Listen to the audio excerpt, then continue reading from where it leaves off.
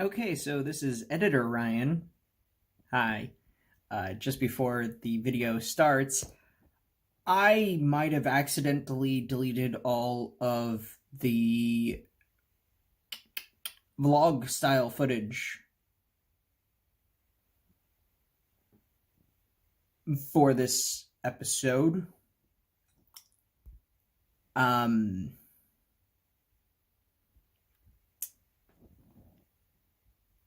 Oops. So I guess we're just getting the wrap up. Oh god, this is actually terrible. I apologize. This is weird. But also, like, I think that's the part of the video everybody hates the most. So maybe you're welcome. I don't know. But yeah, let's just get into the video now.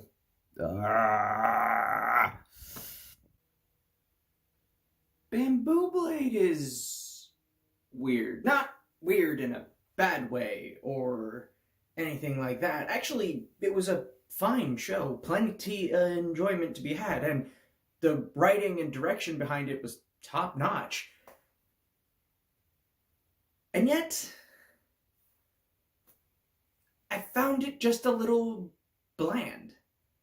It's weird because, like, I recognize the really good storytelling techniques that existed in this show, the way they set up hooks and payoffs and build up and foreshadowing and narrative consistency. All of that stuff was on point, and yet the best I can say about it it was meh. It felt very generic despite telling a story in every way you want to. And I think the problem here is that this was master level storytelling techniques set to just the most generic story possible. And I think that's where Bamboo Blade, which is still really hard to say, kind of failed. Bamboo Blade is about a bunch of girls in a kendo club, and all of them are learning lessons about who they are and who they want to be, and it's a coming of age story, like just about every high school club movie anime. So why did this one not really resonate with me as much as something like Hamatora or even High School DxD? Don't judge me. I don't know. It's really hard to say, and I just can't quite put my finger on what it is about this show that just seems so generic. And it could be down to the voice acting, maybe, but all of the voice actors in this show were people who were, really good voice actors. And yeah, it's a bit older, so maybe they weren't quite at the top of their game when they filmed this show.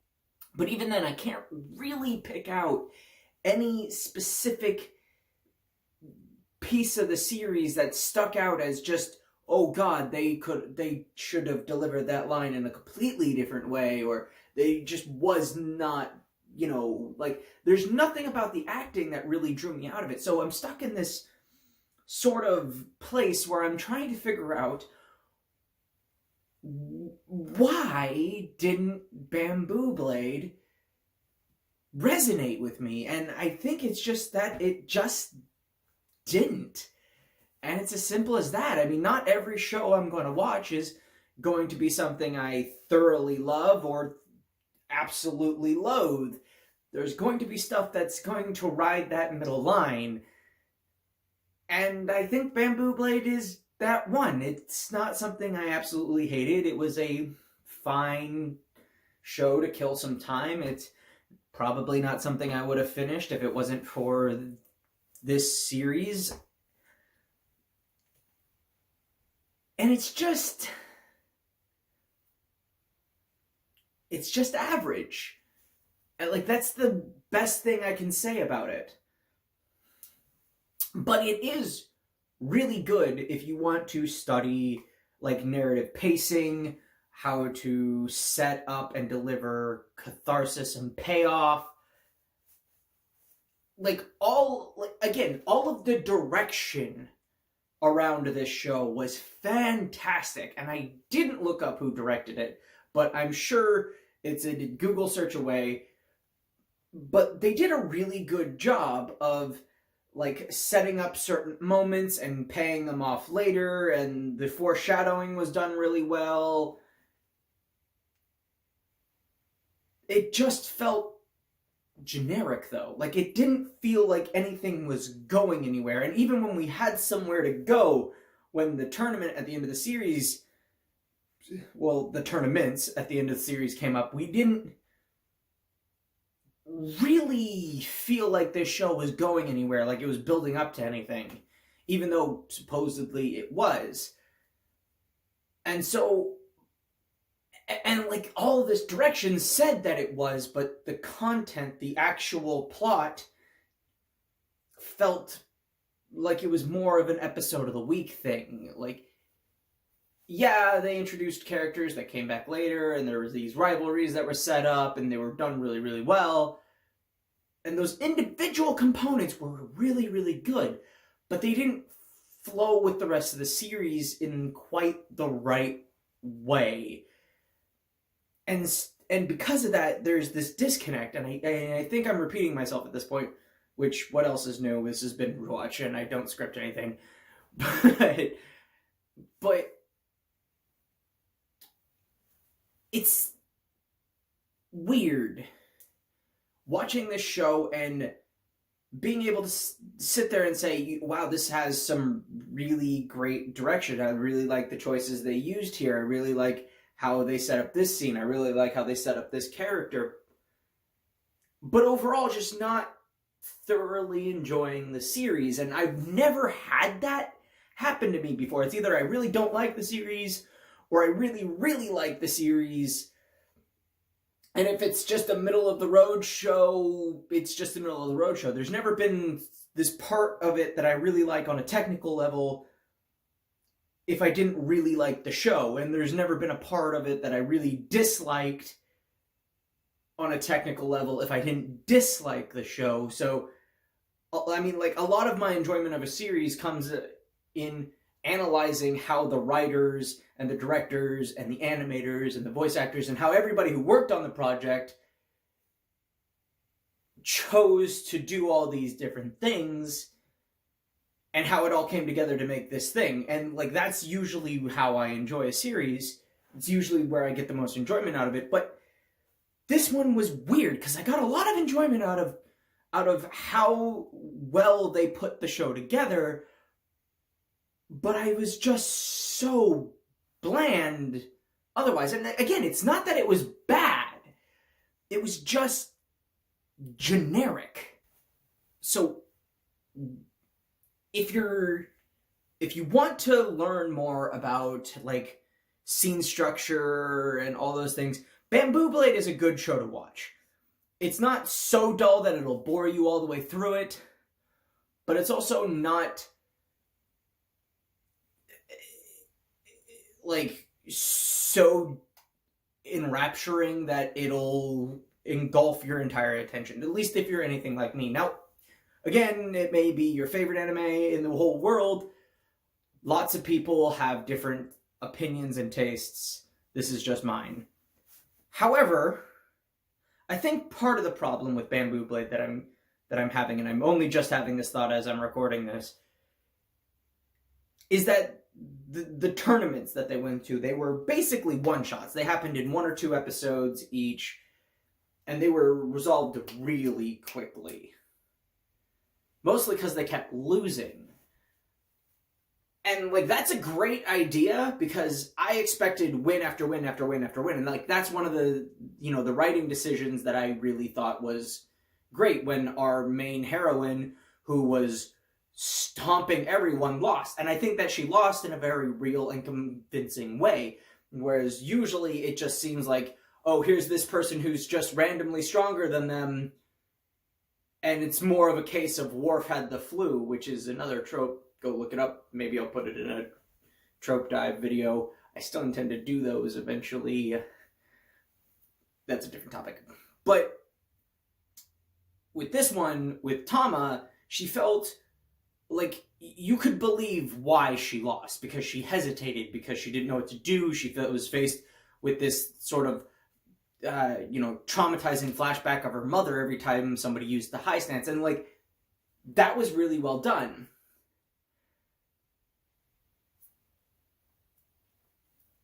But that was built up over the course of the entire series, and really no one else had that kind of depth to their character except Tama. And it was, I felt like the characters could have used more depth, and if they had more of a cohesive plot line, like you would see in other sports anime, right? Like you would see in Haikyuu, they've got they had to go win this game, and if they didn't win this game, then they would have to go and win this game, and you kind of had bits of that in Bamboo Blade, but it didn't feel like it flowed together. It felt like they were two different plot lines instead of one plot line smoothly running into the next. So the tournament arc didn't feel like a full-on tournament arc so much as a few one-off episodes that happened to involve a tournament. And I think that if they had made that more cohesive, if they had blended them together into something a little bit more, like sort of doubled down on how all the girls felt after a loss, instead of immediately turning it around to look how happy they are, even though they lost, they get it well, they're really, like, that's good to do. Definitely do that, but also don't just gloss over that, like, heartbreak of defeat, because of course that's going to be something that they feel. And so, like, I don't know, like, if I get into it, I'll find a lot of things wrong with it. Of course I will. And, like, that's the same for any series. I could do that with, like, the best of the best series is, like, FMA, Brotherhood, or, what have you. But in this particular case, a lot of it was good. But it was generic. And I don't know if I'm conveying that point well enough, because I just don't have the words to really put the two feelings that I'm having towards this show together and make them work together, because they don't. I've never experienced a show I was this oddly conflicted about. Because, again, it just feels like it just did not leave an impact on me in any way, shape, or form. But also, I appreciate a lot of what it did. So it's weird. And that's about all I have to say on Bamboo Blade. Otherwise, I'll just keep saying the same stuff over and over again, and nobody wants that. I already did that for, like, the last 15 minutes. So, time to close out this video. Also, leave a comment telling me your thoughts on the anime Bamboo Blade. I really want to know what you guys thought, because this one was so divisive for me. Like, I want to know, like, do you guys absolutely love Bamboo Blade? Do you think it's the best thing ever? Do you guys think it's, like, the worst anime ever? I really, really want to know. Like, it's weird, and I'm hoping somebody else had this same experience that I have, because it's hard to put into words. And normally when I have that sort of feeling of something being hard to put into words, somebody comes along and says the exact same thing that I've been trying to say, but so much more clear and concise. And I'm hoping somebody does that for this, because it's frustrating not being able to actually explain how I feel about this show, because I don't think I did a very good job in this video. Speaking of this video, if you liked it in any capacity, please consider subscribing. It really helps out the channel. I'm trying to get to the point where I can monetize the channel. So I need 1,000 subscribers and 4,000 hours of watch time, which, holy crap, that's a lot. So please subscribe. Consider watching a few of my other episodes. If this interests you at all, I have a playlist of all of my episodes of Binge Watch from the very beginning when I did an episode of Star versus the Forces of Evil. So if you like this sort of format, please go watch those.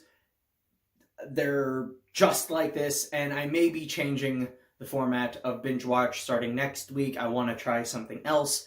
This format hasn't really been pulling in the views that I want it to, but I really like the idea, so I really want to see if I can restructure it in a way that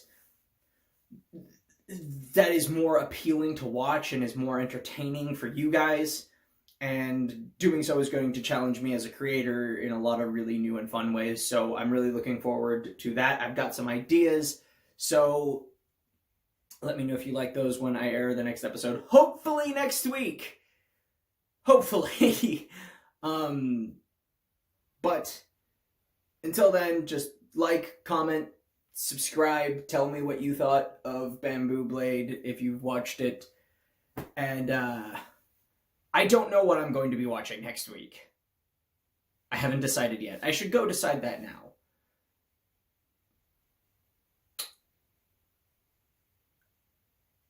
I'm never gonna not be bad at ending videos, am I?